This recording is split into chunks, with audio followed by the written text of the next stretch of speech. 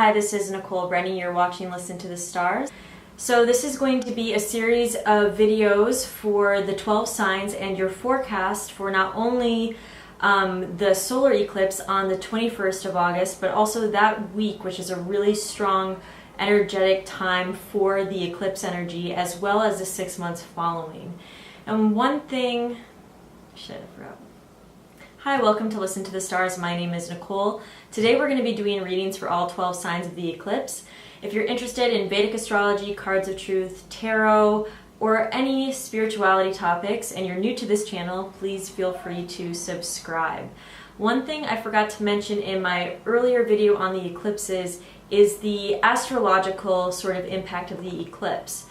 So in Vedic astrology, we think of the sun as the Atman, or the soul, that creative, life-giving energy, which really is our soul, and we think of the moon as our perceptive mind, or manas. So during an eclipse, that sunlight cannot reach the perceptive mind, the sunlight cannot reach the moon. And so during this time, for everyone in general, it's going to be a period of time where things might be a little bit more confusing, that your actual perception of what's going on is kind of obscured in a way. So all across the board, all 12 signs will be experiencing that in particular.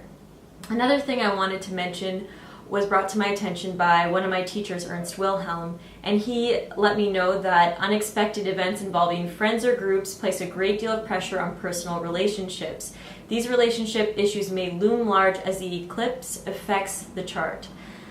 The individual would be wise not to make any hasty decisions, since information is distorted and possibly false. The eclipse also has the essence of tiredness or health problems attached to it.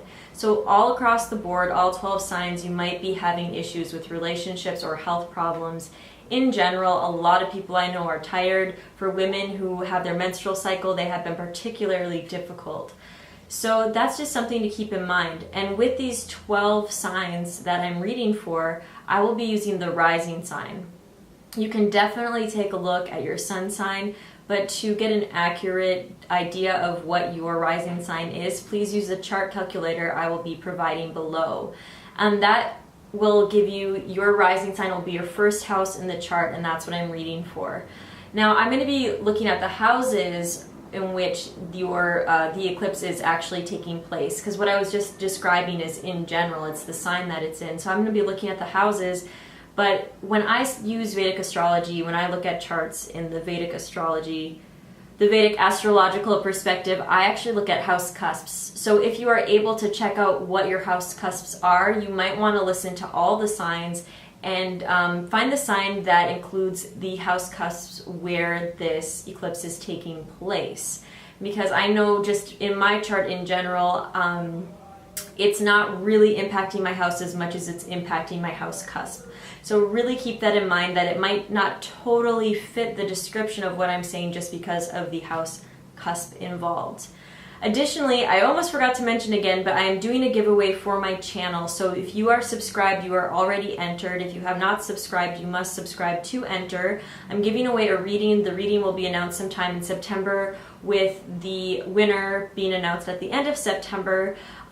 If you get other people to subscribe to my channel, let me know in the comments below and have that subscriber say hello, and you will get an extra entry into that contest. So I wanted to say that before we get started. And if I think of anything else, I will let you know in the videos pertaining to your particular sign. But please do use the rising sign and really understand that the house cusps will make all the difference when looking at these. And the card readings are in the moment, and they're mostly going to involve, there are millions, or hopefully, I think millions of Aries ascendants all over the world. There are millions of Tauruses that have been born and died. And what I'm focusing my energy and intention on is reading for those that are viewing my channel right now, even if it's next week, just whoever's coming in to hear the message that I have to tell you, because I do believe that energy that is similar congregates together. So I'm really reading for those specifically that are here today. So just know that I'm tapping into your energy. I'm really keeping you in mind, and that these readings are very specifically for you. Of course, they are going to be of a general nature, because I'm not just sitting down with you in particular. But if you want me to look at your chart and see how the eclipse is going to be implicating certain areas of your life, next week on the 21st, please let me know. You do not need to get a reading before the 21st because, like I said, this energy is really going to be pushing forth for the next 6 months until the sister eclipse in the month of January of 2018. So we can set it up anytime, but it could be cool to read before the eclipse as well, just to see if something's going to come up for you. All right, Leo ascendant. So I actually do know some Leo ascendants, and this is going to be a very interesting solar eclipse for you. It is happening in your 1st and 7th axis. So you had the new moon or the lunar eclipse happening in your 7th house, and you will be having the solar eclipse happening in your 1st house. And really the emphasis here is on your 1st house. And you will also be having Rahu, or the North Node, traveling and transiting in your 1st house. It just started this spring and it will be there for 18 months total. So in general, this is a huge period of time for you to figure out your path, who you are, have a deeper connection with yourself. The emphasis here is more on you as an individual and your personal path, more than it is about you participating in relationships, being codependent. So if you are typically kind of a relationship-oriented person, you're going to find yourself needing more space, more time alone, more time for introspection. You could still be in a relationship, but that relationship is just not going to be codependent, and you're not even going to want it to be. If it is, you're probably going to get rid of it. So with this happening in your 7th and 1st, you could have already experienced some crisis involving your health, because the 1st house is our body. I actually know of someone that had, something happened to them physically that was not good during this transit in particular. So this is going to be a huge, huge time for you. This solar eclipse on the 21st, as well as that whole week, and it probably has been very intense for you since July, and these next 6 months will be of particular importance for you. So this is going to affect every area of your life. It's going to bring so many fated events into your life. It can impact your career. Mars will also be in your 1st house, so it can have to do with real estate and things like that too. But it's a really, really huge time, and it could even cause, some problems in your relationship as well, just because that 7th house is brought in.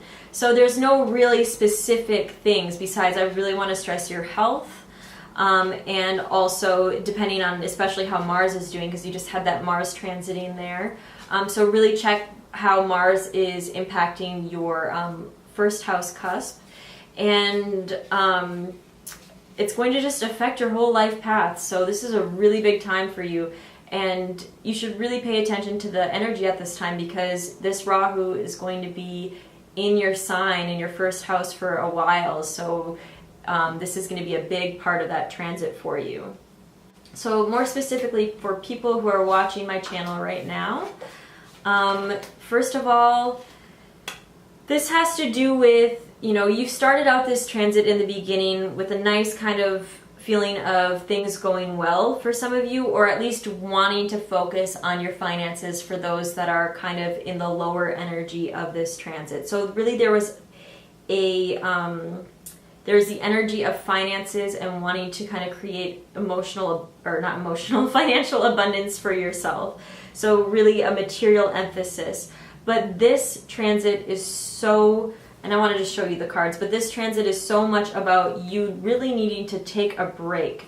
So all that going out after, material things and wealth it's really been stressful for you, and so it's time for you to take a step back and really protect yourself, because it's such an easy time for you to get sick or hurt during this time. I actually know someone that broke their rib with the Leo rising, so you really have to be careful. They weren't even doing anything dangerous. It's just a time where you really need to protect yourself. So really get rested. Don't go out and be crazy. This is really a time for you to just take a step back and reflect and really conserve your energies. Now, the 6 month sort of forecast for this transit for you and where this energy is heading is you are stepping into the energy of becoming more of who you're really meant to be and being rewarded for more of where your energy naturally wants to flow. So instead of trying to fit yourself into some kind of a box in order to get paid and in order to be validated, you're going to be more comfortable with just saying, you know what, this is me. I want to get paid to do what I want to do, and whether or not that works out, you know, remains to be seen, and that has to do with your specific chart. But it's really the energy of just being comfortable being yourself, and even, you know, potentially receiving some validation or some material reward for just being yourself. And one of the biggest things that you're going to be dealing with is your own self-worth and really not giving up. So, you know, you don't have to sacrifice who you are in order to make money. You don't have to sacrifice, you know, your dreams in order to be successful. And it's really going to be about you taking a step back to realize that you can really do what you want to do. And it might take time, and you might not get any validation in the beginning, but it doesn't mean that it's not worth it, and it doesn't mean that that's not where your energy is meant to be, because it likely is where your energy is meant to be. And this transit, as well as, you know, this whole 6-month period and this Rahu transit, is all about figuring out what exactly that is. So thank you so much for watching. This again is very general, so if you want to know more specifics about your chart, you can set up a reading with me at NicoleBrenny.com, and I will be making more forecast videos like this. So if you're new to my channel, please subscribe, and I will see you in the next video.